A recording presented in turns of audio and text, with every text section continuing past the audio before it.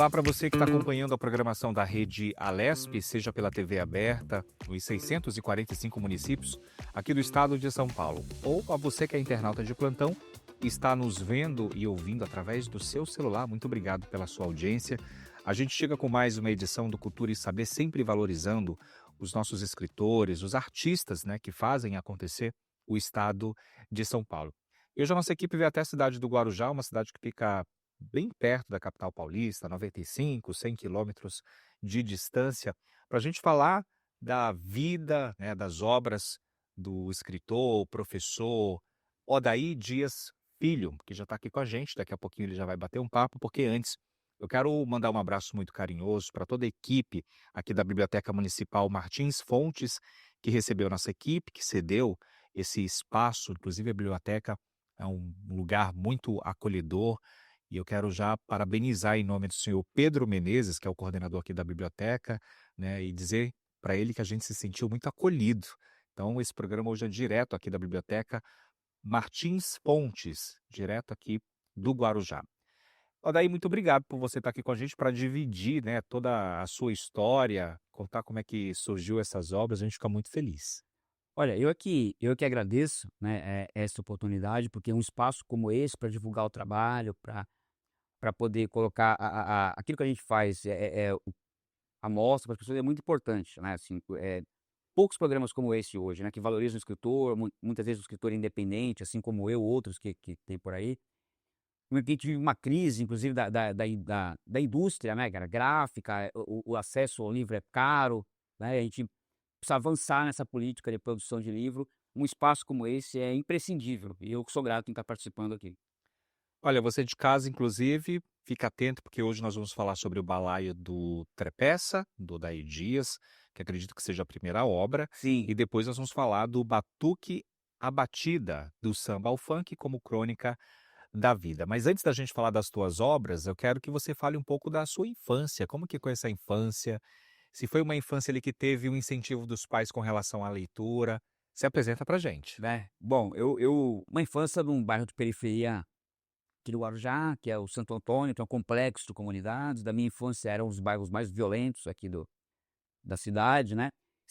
Fui estimulado a ler, eu sempre tive, HQ. Meu pai sempre que podia as pessoas iam vender aqueles livros na escola, ele comprava ali parcelado aqueles livros, aquelas enciclopédias, livros de folclore, aquele O Que É, Como É, né. Essas coleções sempre tive e sempre li muito HQ. Assim, tanto que hoje eu tenho um programa de rádio aqui na Ah, é? Que CFM, legal, que é de cultura pop. que Então, legal. e eu como eu tô professor também de história, sociologia, eu faço esse diálogo da produção da cultura pop geek com a realidade, né, com esse universo.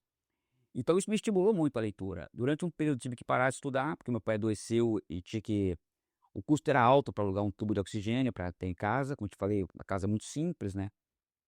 Eu era o mais velho, mas depois eu volto, né, depois eu acabei voltando, militei muito no movimento cultural, dirigi teatro, né, tenho prêmios de teatro, em cinema, né, cheguei a ser secretário de cultura aqui no Guarujá durante 4 anos, onde a gente aprovou toda a legislação que tem de cultura hoje na cidade, foi a nossa gestão, o Fundo Municipal de Cultura, o Sistema Municipal de Cultura, o Plano Municipal de Cultura, né, o conselho, aprovamos a lei do museu, que é ali da Fortaleza da Barra Grande, nas Cruz Navegantes, que é uma fortaleza do século XVI. A gente começou o processo de restauro. Eu sempre valorizei muito essa questão da memória, né, do patrimônio histórico, porque, pra quem não sabe, o Guarujá não é só praia, né, Guarujá tem um parque arqueológico aqui do século XVI, por exemplo, que parece que é bem interessante, porque, por exemplo, aqui nós temos a armação das baleias, que é uma fábrica do século XVI, aonde eles caçavam as baleias, matavam, dali retiravam o óleo da baleia, que iluminava inclusive São Paulo. Legal. Nós iluminamos São Paulo durante o período, né, Santos, assim. Então o Guarujá tem uma importância histórica gigantesca e é um processo ainda muito pouco explorado, né. Então é isso, né, eu hoje sou professor universitário, leciono na Unisanta e na Exanc, leciono em serviço social, direito, relações internacionais, jornalismo, né, dou disciplinas como ciência política, teoria política, economia política, filosofia, sociologia e direito internacional. Agora você falou, né, e trazendo essa sua realidade da infância e hoje como professor, vivenciando, né, toda essa transformação que a gente acompanha da educação, todo esse processo, essa discussão de reforma da educação. Quando a gente leva isso para o lado pedagógico e linkando com a leitura, né, você enxerga, hoje que esse incentivo que você teve, essa rede de apoio, seu pai ali parcelando os livros e colocando esse livro dentro de casa, nas tuas mãos, isso foi realmente primordial para a tua formação como cidadão e também como esse profissional hoje? Ah, foi imprescindível, né, os tipo por isso que criar programas de leitura, né, criar jornadas estendidas na escola. Vou falar aqui do Brizola, né, o Brizola dizia o seguinte, né, que a gente não precisa de escola em tempo integral, a gente precisa de educação em tempo integral, né. Porque quando a gente fala em educação em tempo integral, nós estamos falando de uma pluralidade de linguagem, né. Ali, como tinha os CIEPs no Rio de Janeiro, ali você tinha o cinema, o teatro, as artes plásticas, né, o desenho. Então, o contato com todas essas linguagens ali, de forma organizada dentro do projeto pedagógico é importante. O que que o Paulo Freire vai dizer para a gente, né, a gente constrói um projeto pedagógico a partir daquilo que a gente recebe. Enquanto a escola continuar, impondo, de forma mecânica essa educação bancária, de achar que é capaz de depositar na cabeça das pessoas, sem acolher, sem receber aquilo que o aluno faz, e entender a identidade daquele território, e se é o funk, vamos trabalhar com funk, se é o rap, vamos trabalhar com rap, né. E aí vai fazer aquele velho discurso, né, e quando eu falar do livro, a gente vai entender a criminalização da música negra, por exemplo. Vem aquele velho discurso: "Olha, mas o funk, ele faz apologia ao crime e tal, mas vamos repensar isso". Faz aí, qual vai poder a escola para mudar isso? Para o cara compor uma coisa nova, né, pra ele entender que o funk pode ser uma trincheira de resistência, né, e de mudar não só a vida dele na perspectiva individual, mas de impactar no coletivo, na comunidade que ele mora. Vamos falar do Balaio do Trepeça, como é que você chegou nesse livro? Primeiro falar do título, né, a gente tinha um grupo de amigos ali na quinta série, como eu te falei, que a gente teve como tudo começa, eu tive contato. O meu pai tocava violão, tocava Lupicínio Rodrigues, Altemar Dutra, essas coisas, mas aí eu fui criança nos anos 80 e fui adolescente nos anos 90, então o rock muito presente na minha vida. E aí um dia um irmão mais velho de um amigo me empresta um disco do Raso de Porão, de um lado o Raso de Porão, do outro Cólera, que é banda de São Paulo, né, e um do Garotos Podres, cara. E aí a gente tinha contato com a música punk, aquilo mudou a nossa vida, ali na quebrada, mudou, né, porque a galera era toda do samba, do pagode, do Miami dançando ali, e a gente foi pro rock ali. E mudou porque a gente começou a achar que era anarquista com 11 anos de idade, né, começou a achar que comprava aqueles fanzine, lia 3 linhas, já achava que tinha ido para o Dom, Bakunin e tal, mas nada disso. Tanto que a gente com 11 anos de idade foi disputar o Grêmio da escola, Ah, que legal. né, o Grêmio da escola com a molecada, quando a gente falava em revolução, a molecada falava em fazer bailinho pra poder pegar as meninas ali e tal. A gente tá quase no mesmo mundo, porque eu fui presidente do Grêmio com 13 anos. Olha, isso é legal. Né, isso muda a vida da gente, isso te traz uma responsabilidade. E aí isso foi moldando, assim, né, a gente começou a ler o fanzine, depois tipo, foi para os livros, né. E é primordial, né, isso que você falou, assim, essa questão da e o HQ, né, e eu, como sou também professor de história, de sociologia, essa questão de fazer o link da cultura pop com as relações sociais, respondendo que a cultura pop não é neutra, né. Quando a gente pensa como surge o Capitão América, por exemplo, que ele foi criado por roteiristas judeus para pressionar os Estados Unidos a entrar na Segunda Guerra Mundial, né, e o primeiro gibi do Capitão América é ele levando um soco no ele dando um soco no Hitler, né. Embora tenha as contradições, porque o mesmo gibi que questiona, essa ideia do arianismo cria um Capitão América branco, loiro de 1,90 m, né. Então tem as suas contradições. Olha, eu não sei se o pessoal de casa tá percebendo, mas aqui nos fundos, né, das minhas costas, a gente tá com uma parede cheia de gibis, né. O Pedro e todo o pessoal aqui da biblioteca, né, pensa muito, né, em resgatar essa tradição tão bonita, né, essa cultura que é tão legal e tem um espaço aqui maravilhoso onde nós estamos gravando justamente com esse fundo. A Sueli deixou a gente aqui num lugar muito privilegiado que são esses gibis aqui. O Pedro dedicou a vida dele para as bibliotecas, né, são 35 desde que eu era criança, né. Você tem olha para você ver, são Não 30. entrega a idade do Pedro. Não vou entregar, não vou entregar, mas o Pedro dedicou a vida dele para isso tudo, né. Ele tinha um programa também que era muito interessante que ele criou há uns anos atrás, que era a Biblioteca Viva, então ele fazia hortas nas escolas, Que legal. e aí ele botava as plaquinhas ali nas ervas das plantas, assim, ele chamava de eu não sei se tem nesse projeto, mas tinha que era Biblioteca Viva. Então assim, a compreensão que eu tenho de biblioteca é para além da ideia da mesa, do livro, é de interação total, né. Um espaço confortável, acolhedor, iluminado. Fica uma dica aqui pra gente voltar no Guarujá e conversar com o Pedro É. sobre a história dele. Balaio do Trapézio. E voltando aqui para a Trepeça, né, então a gente frequentava a casa de um amigo, porque a gente tinha um festejo junino no Guarujá, no meu bairro, uma quermessezinha que a gente dublava banda de rock. E aí a gente tinha um grupo chamado Anarquistas, com guitarrinha de madeira, feita que a gente só dublava ali com 11 anos, e a gente frequentava a casa desse amigo do Carlos, ele tinha uma avó chamada Clarice, e ela era do Nordeste, cara. E ela, quando a gente chegava lá, um bando de moleque endemoniado, ela falava pra filha dela, que era a mãe dele: "Esses trepeça, não sai daqui, trepeça". Aí eu fui perguntar pra ela o que era trepeça, e trepeça é moleque endemoniado, moleque encapetado e tal, né. Tanto que no livro eu homenageio aqui pra ela. E tem uma coisa meio terror ali, uma mão sangrenta, Isso aqui é uma a mão da minha filha, tá Ah, minha filha fez a capa. Que legal! A gravação da mão dela numa folha de sulfite, Foi. né. Quantos anos ela tem hoje? Hoje ela tem 19. Qual que é o nome dela? Tarsila, Tarsila? Tarsila. É uma homenagem? Homenagem do Estrela do Amaral, sim. Que legal. E meu E ela também é artista? ela gosta, mas ela faz psicologia. Ela faz psicologia, mas ela gosta. Gosta muito esse lance da cultura pop, né, ela é fã do Harry Potter, minha filha é doida pelo Harry Potter, pelo Stranger Things agora.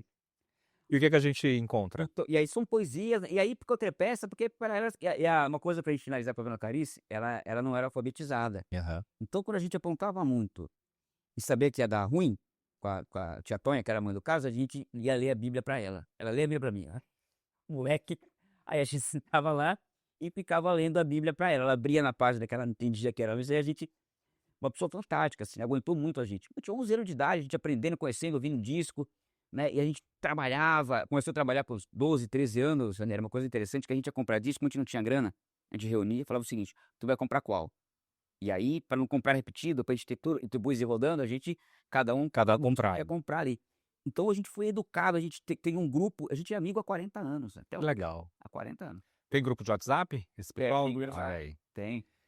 E esses poemas foram escritos lá com 11, 12, 13, 14 anos ou foi algo foi feito Foi mais decente, foi na minha adolescente? adolescência, começa na adolescência, ele é balaio, porque ele traz tanto poesias críticas, né, políticas, quanto traz também poesias intimistas, homenagem ao meu pai que faleceu, à minha mãe, né, aos meus filhos, tal, e traz, essa perspectiva de tanto ser crítica quanto intimista, por isso que eu chamei de balaio do Trepeça. Você fala dessa, né, dessa ligação sua aí como cientista político, fala de política, tem toda essa sua narrativa. Inclusive, você chegou aqui na nossa gravação com uma faixa A Palestina, né. pró-Palestina. Queria que você falasse um pouco desse seu trabalho como professor. Isso, eu leciono em 2 universidades, né, leciono algumas principalmente relações internacionais e serviço social. E é um debate hoje, né, essa geração tá vendo que a história que nós lemos nos livros, eles veem passar diante dos olhos dele, né.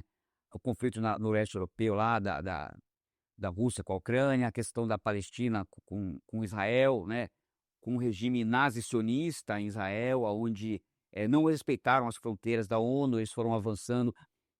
Esse processo todo. E o difícil é fazer entender o seguinte, porque a grande narrativa da mídia fala: "Olha, o Hamas é um grupo terrorista", né. Mas, chegou num ponto que a única opção de resistência a esse avanço e a esse neocolonialismo de Israel era uma resistência daquele jeito. E o que que o direito internacional nos diz, né?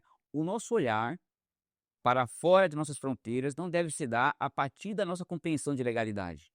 Porque o direito, internacional reconhece, entre seus sujeitos ali, os grupos insurgentes, né, que lutam por independência. Então, e reconhece politicamente, então não são terroristas, porque há um reconhecimento nesse sentido. E não estou dizendo aqui que eu fui a favor daquele ataque lá que houve do Hamas, o primeiro, porque não, evidente que não, morreram civis ali, evidente que não. Mas Israel mata civil todo dia, desde os anos 40.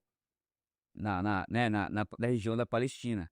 Então entender esse conflito, por isso, olha, que é necessário hoje? Que existam 2 estados independentes e com autonomia, que consigam conviver diplomaticamente, essa é a grande questão hoje. Tem que se reconhecer a Palestina, né, e temos que trabalhar a reconstrução da Palestina nesse sentido, porque Israel é um estado milionário, né, de alto potencial bélico. Você que está na sala de aula, com jovens, como é que você entende como que essa informação chega para essas pessoas? É um debate complexo, porque muitas vezes a disciplina não tem um tempo grande para se discutir isso, né. E muitas vezes ele é muito enviesado por questões de paixão ou religiosa. Especificamente o conflito de Israel e da Palestina, ele é muito influenciado por questões religiosas, né, de dogma, né. Essas igrejas neopentecostais, essas que surgem mais nos anos 80, elas têm uma mística, né, elas têm uma liturgia meio que ligada ao Velho Testamento, principalmente você pode ver sempre ali, a estrela de Davi, né, as igrejas neopentecostais, né. Então há uma grande confusão de compreender o que é Israel hoje. Então o campo evangélico neopentecostal, ele define sua perspectiva, de fundamentalismo mesmo. Então com esse campo é mais difícil um debate, porque entende-se como uma guerra santa. Né, como uma guerra santa, quando não é, é uma guerra de território, de ocupação e de anexação da Palestina como quer Israel. Como Israel tenta anexar o sul do Líbano também. Bom, a gente vai continuar, né, nós vamos para o intervalo, mas no próximo bloco a gente continua batendo um papo com o Odair, o filho de Guarujá. Vamos falar sobre do Batuque à Batida. A gente vai para o intervalo e volta na sequência. Até já.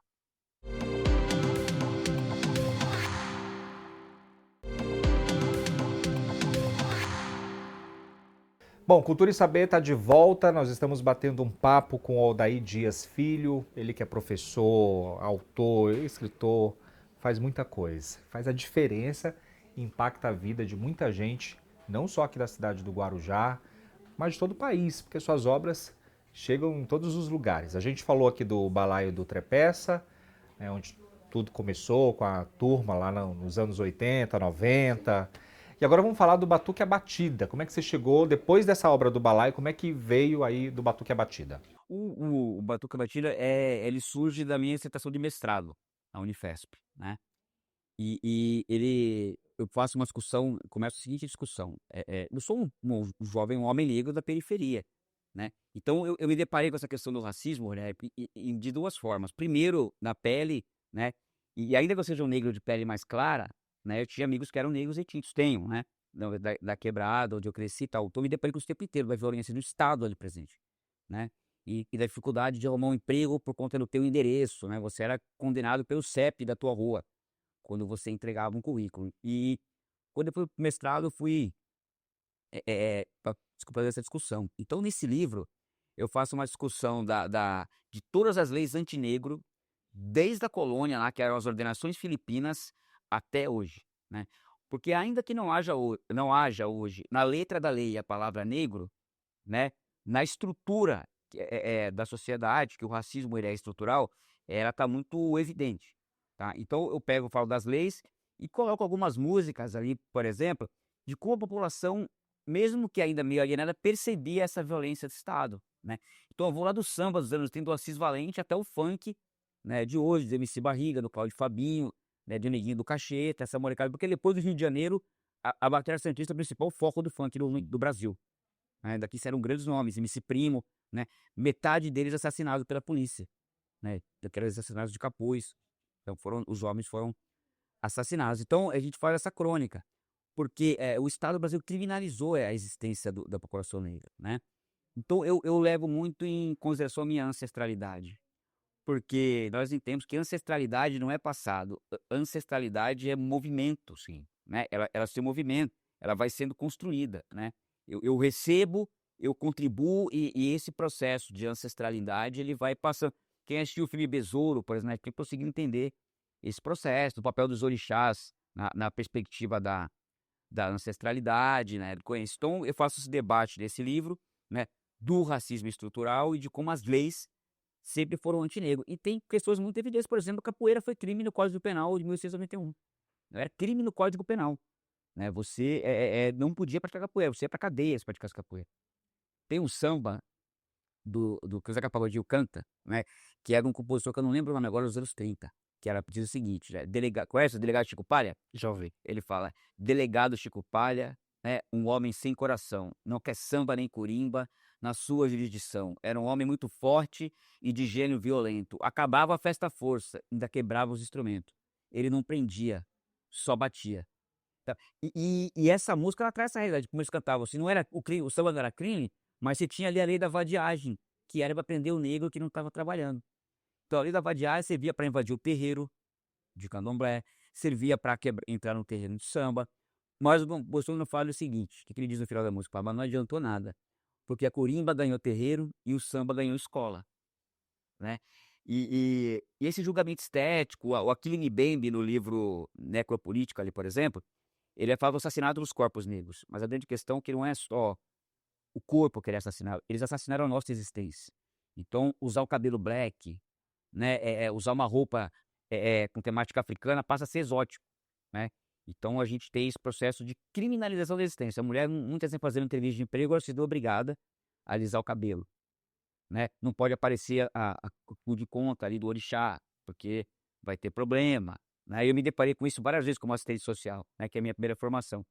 Então esse livro ele traz esse debate, né, da criminalização da criminalização da existência, né. Aquilo que o Frantz Fanon vai dizer o seguinte no livro dele, Pele Negra e Máscaras Brancas, né. Como que é ser um escritor independente no nosso país? Ah, é difícil, né. A gente tem que pagar a edição dos livros, né, você vai ali, você junta a grana, você pega uma quantidade pequena, depois você sai vendendo, e aí nem sempre você consegue segurar a grana para poder pagar uma nova remessa, você espera um pouco mais, demora mais, mas é bem difícil, né. É preciso que embora o governo ainda tenha um programa de estímulo, que haja um investimento maior na produção de livros, né. E que uma coisa interessante não é só escrever o livro, é que esses livros, né, nesses editais de produção, eles cheguem às bibliotecas escolares, né. É preciso que além de publicar os livros, que eles sejam lidos, né, que eles sejam lidos. É preciso que as bibliotecas ganhem vida, como essa aqui, que tem sarau, aqui tem lançamento de livro, aqui tem sarau de poesia, né. Superar a ideia da biblioteca da minha época, por exemplo, que era sentar quietinho, escrever, tal. Agora não, tem que ter vida. O cara tem que vir aqui para ouvir uma poesia, para sentar aqui nesse puff, ler o gibi, o mangá, né. É isso que é importante, assim, a gente repensar, porque, eh, meu medo é que um dia eles acabem, né, um dia eles acabem. E com a chegada da tecnologia, como que você enxerga tudo isso? Eu entendo que o livro ainda resiste um pouco. Olha, eu até tentei comprar um Kindle, eu dei para minha filha. Não ia dar tempo com o Kindle. Comprei o Kindle, É difícil pra gente que é da década de 80, bem né. difícil. Não consegui. Eu acho que eu sempre falo, né, que a gente folhear um livro, sentir o cheiro do livro, Chega o livro novo, rapaz, aquilo é não é? Eu acho que só a gente que talvez seja dessa época, a gente entende o que é isso e gosta da leitura. e que 2 prazeres do livro, né. O primeiro é comprar o livro, depois é ler, né, assim, porque às vezes você compra um livro que você bota lá, você vai ler dali 10 anos, cara.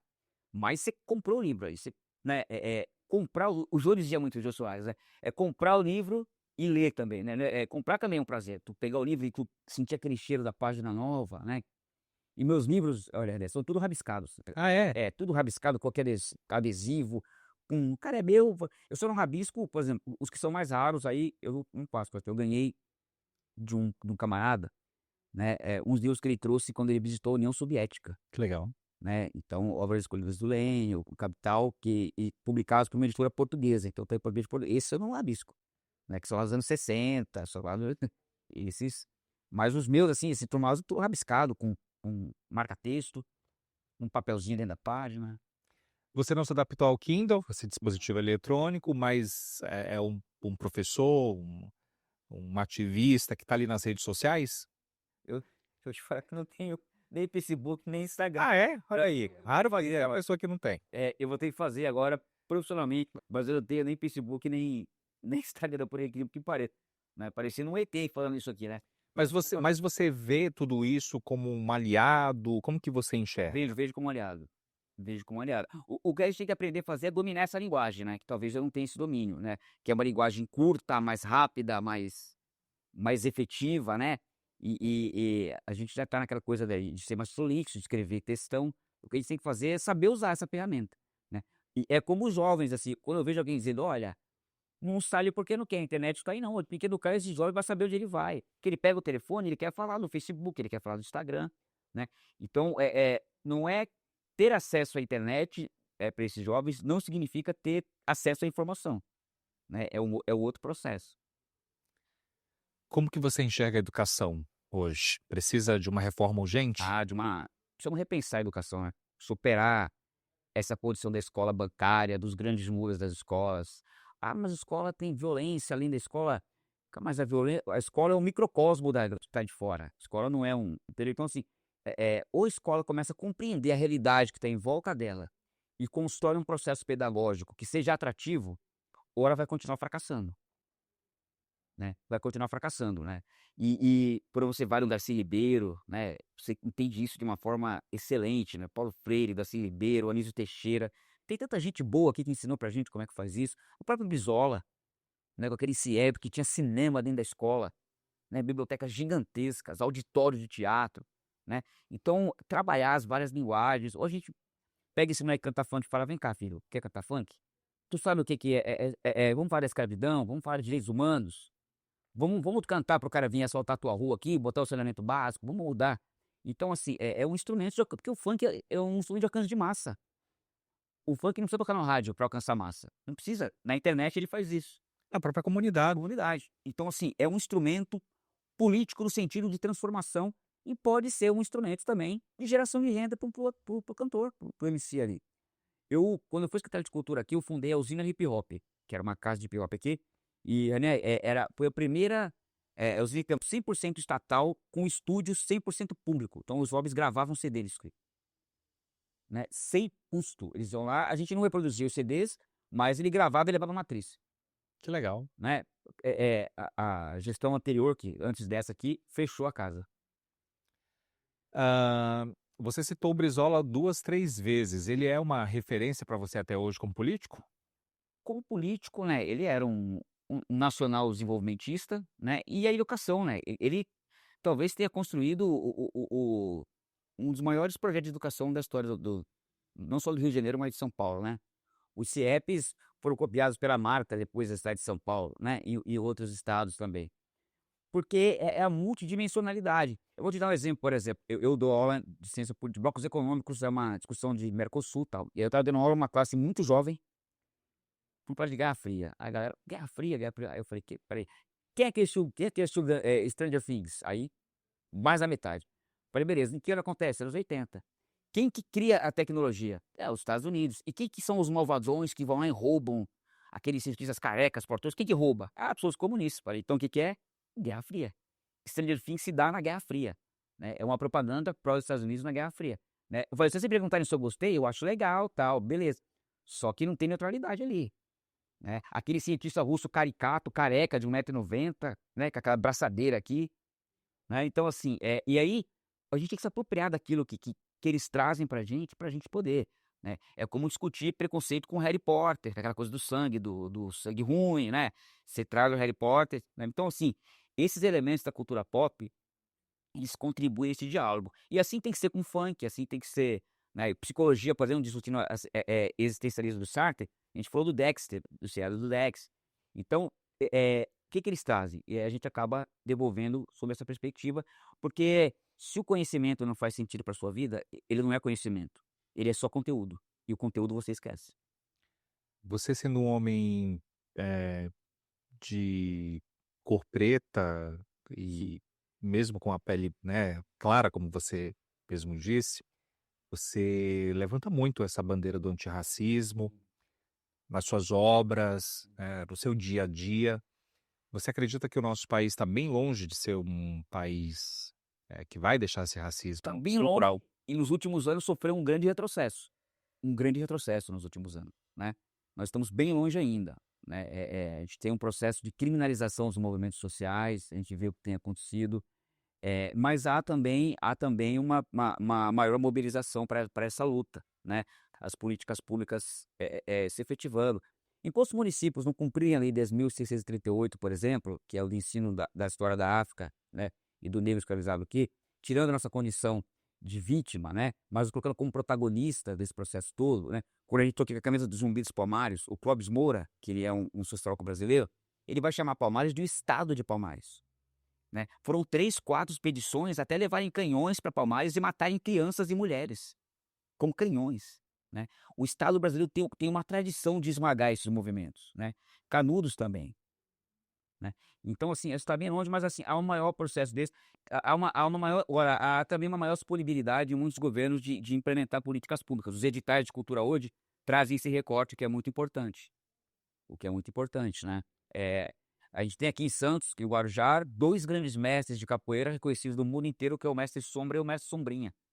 São celebridades no mundo, assim, né, 2 nego velho, assim, que são uma sumidade, assim. Viajam o mundo para mostrar capoeira. Então, Teixeira do Guarujá aqui, a segunda maior festa de Iemanjá da região. Quando a gente pensa também na questão da intolerância religiosa, a gente vai longe. Vai longe, vai longe. né? Mas o engraçado que é, né, a gente começou a falar mal, mas vai na festa de Iemanjá, aquilo que tem de branquinho, botando a rosinha no barquinho ali, na hora de sair, o barquinho tá cheio, ó. Olha pra um lado, olha pro outro, vai lá e bota a rosinha assim, ó. Não é aquela coisa de, não creu em as bruxas, mas que elas rai, rai, né? É bem isso. Daí eu adorei te conhecer. Muito obrigado por você, né, muito generoso em estar aqui dividindo a sua experiência, né, a sua vivência, falar das suas obras, do Batuque à Batida, Balaio do Trepeça. E queria que você, então, se tiver algum contato, né, deixar um recado e fica à vontade. Olha, o Balaio do Trepeça, né, quem tiver o Batuca Batida, pode comprar na editora Ciências Revolucionárias, né, está esgotado, vai esgotar ele, mas esse aqui a gente consegue comprar ali pela Ciências Revolucionárias, pelo site, entra lá www.cienciasrevolucionárias, você consegue comprar, né. E discutir essa questão, como eu falei, do Estado antinegro, né, e de como a cultura da periferia, como a cultura ela é importante pra denúncia, para reflexão e para crônica dessa realidade que a gente vive. Então a arte, ela não pode ser neutra, gente. A arte tem que ter lado, ela tem que ter posição, né. Neutra é shampoo, né. A arte tem que ter lado, tem que ter Gostei, né. gostei. Meu Deus, shampoo. Vou levar isso pra minha vida. Na verdade, a arte tem que ter lado, né. E vide Brecht, né, Mayakovsky, Carlos Drummond de Andrade, Pagu, Jorge Amado, Ferreira Goulart, né, Giovanni Guarnieri. Então, assim, a gente tem, eh eh grandes nomes que mostraram que a arte, a poesia, a crônica são importantes para combater as injustiças. Obrigado, sucesso. Muito obrigado a você. Olha, o Cultura e Saber vai ficando por aqui. Muito obrigado a você que ficou com a gente. Continue ligado na programação da Rede Alesp. Até mais.